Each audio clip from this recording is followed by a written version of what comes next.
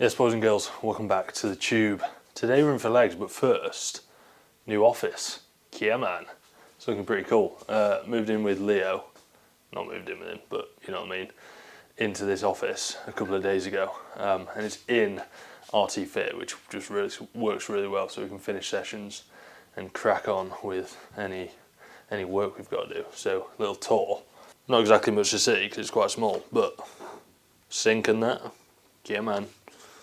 Laptopage. Need to get rid of that sign, but that's on the next task. So yeah, pretty cool. Gonna crack on with legs now, so I'll take you through the session. Freaking enjoy, and can't lie, I probably won't because it's gonna be really hard, but hey ho. See you in the gym. Right, I'm actually gonna try and make this video an informative one. Take you through the leg session, give you some real tips and cues on how you can improve your leg day. Because you're going to do it, you might as well do it right. It's hard enough, so you might as well make it work. So rather than me talking through this mic, I'm going to hand over to VoiceOver HL, talk you through all the exercises and give you some awesome tips. In the meantime, I'll crack on with legs. Right then, chaps, let's crack into some training nuances. Starting off the leg day with adductors. It's something I do pretty much before all of my compound lifts, and actually do all of my isolations before my compound lifts. Two main reasons really. It obviously warms up my knee and hip joints, which is ideal, which makes kind of everything feel a lot smoother once I actually get onto my compounds or my leg press. And then secondly,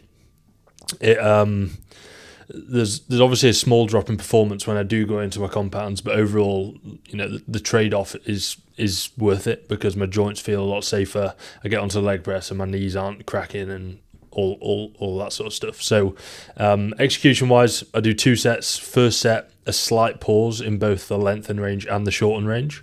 And then the set 2, I just pause in the lengthen range. Reason being is as you get onto your second set, it's going to be a lot harder to get fully short. So if you are using a pause in that shorten range again, you're probably going to be taken away from the entirety of the set because you've got a lot more strength in that lengthened position. Also on this machine, it just is very heavy in the short. So I'd rather get a couple more reps, maybe using a pause in the lengthen range. And also, like, I don't go all the way to fully contraction because, again, the end range is very, very, very much harder. So I just focus that work, especially on the second set, on where I'm strong, so I can get a few more reps in. Next up is the leg extension. I go single leg here because basically I stacked it for 10, so I didn't want to keep that pushing up. And then secondly, it does help me align my hip, knee and ankle much better. Whenever you're doing a leg extension, you essentially want your hip, knee and ankle to be all in one straight line. Doing dual leg, I was finding it a little bit harder to get that perfect alignment, which obviously reduces any awkward positioning, keeping the tension where I actually want it and not offloading it onto any of my joints. Your knee bends straight, so you don't really want to be turning in or turning out just to, you know, some people do it to try and hit an outer quad or their inner quad, but it really does not make a difference. If anything, it just impacts your joint integrity, so definitely don't be doing that. After that, moving on to the hamstring curl, 2 sets here again. The leg extension was 2 sets also. I think a common misconception on the hamstring curl is that you shouldn't feel your lower back at all. I'll get a lot of clients, I'll send through the hamstring curl video, and they'll sort of say, I feel it in my lower back, especially on the lying hamstring. But in reality, your erectors are working quite hard to stabilize your hips during a lying hamstring curl and even during a seated hamstring curl as well. So getting some activation there is absolutely okay, and even coming off the set with a bit of a lower back pump is also okay. The hamstrings, or the majority of them, or some of them, cross the knee joint and the hip joint as well. On a movement like this, we're trying to stabilize the hip joint and then only move the knee joint. So you really need to brace properly to stop your hips from shifting round loads. And because of that, your erectors are going to be on throughout the set. The other kind of cue that I like to use here is trying to imagine you've got like a beer mat under your thigh, near your knee, and you're sort of trying to not squish it too much. Reason being is, again, referring back to the hips, it's going to allow you to keep everything locked in place and everything nice and stable.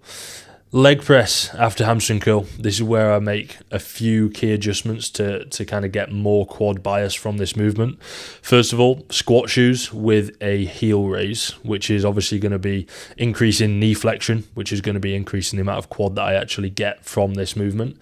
You do have to get used to this. It's harder with a heel raise to get that sort of mid-foot pressure that you're looking for in any squat movement pattern. But for me, it's definitely worthwhile. Gets me a lot more quad from this movement. The second thing I'm doing on this leg press is actively thinking about pushing my knees over my toes. A lot of people will say don't do that because it's going to be bad for your knees. That couldn't be further from the truth. It's what's going to get you a lot of quad activation. So if you want to grow your quads, knees need to be going straight over your toes. And again, that heel raise is gonna help with that quite significantly. So 2 sets on the leg press. The first set is a heavy set. So I think I usually get 6 to 7 reps here. Rep range sort of 6 to 8. Then the second set, today I got 10.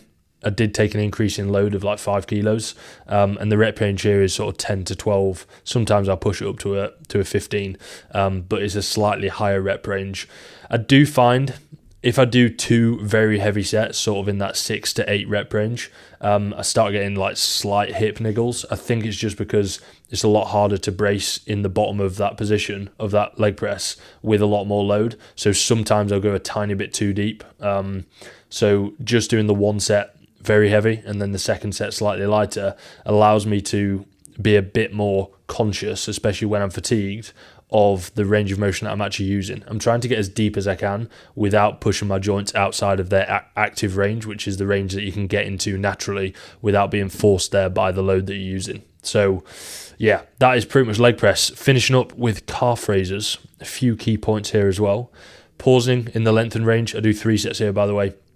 But pausing in the length and range, we are much stronger in the bottom of a calf raise compared to the top of the calf raise. So holding that stretch is essential. Also, your Achilles tendon is basically the most, the strongest tendon in your body, or at least it's definitely up there. So if you're bouncing it up and down out of the calf raise, you're not going to be putting a load of tension through your calf, through your gastrocnemius. So you got to be careful not to just bounce up and down. Put a pause in the bottom, 2 to 3 seconds, even longer if you want to, and that should definitely keep that load on your calf. The second thing is there's actually research suggesting that, especially on a calf raise, doing partial reps at the bottom for the entirety of the set could be beneficial for growth. So it's definitely something to experiment with, going from that fully flexed, what would you call it, dorsiflexed ankle, so your toes are pointing upwards, going for that full stretch position to maybe only halfway is something that you can try experimenting with. Potentially could lead to slightly better growth, and also you'll probably feel it quite a lot more because it does hurt. I did this for my second set and for my third set. I also went to single leg because I stacked the hamstring, I stacked it with dual leg, and I was putting a plate on top, and I didn't want to break the machine. So I went to single leg and just did the sort of partial reps in that length and range, which should be growing my calves. So that's session done. The goal of all this is obviously not just lifting the weights, it's how you perform them as well. So these small tweaks, the small nuances can make a huge difference in terms of long-term progress. So definitely have a play around with all those tips. They're the ones that I personally use. Give this session a go. Give this video a like. Subscribe.